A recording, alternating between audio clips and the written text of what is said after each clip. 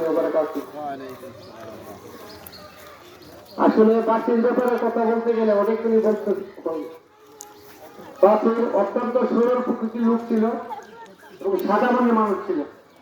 তার সাথে আমি 4 বছর যাবৎ শেয়ারে ব্যবসা করতেছি।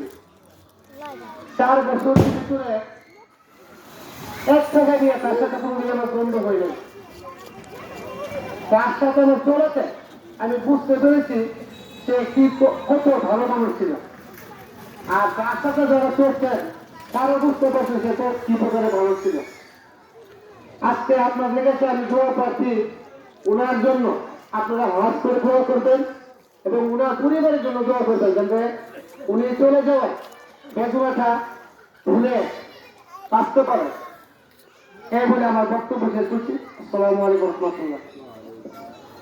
সম্মানিত উপস্থিতি, আমি আজ সকালে বাসের কন্ডাক্টরের বাবা যারা গ্রান্তের সাহেবের কাছ থেকে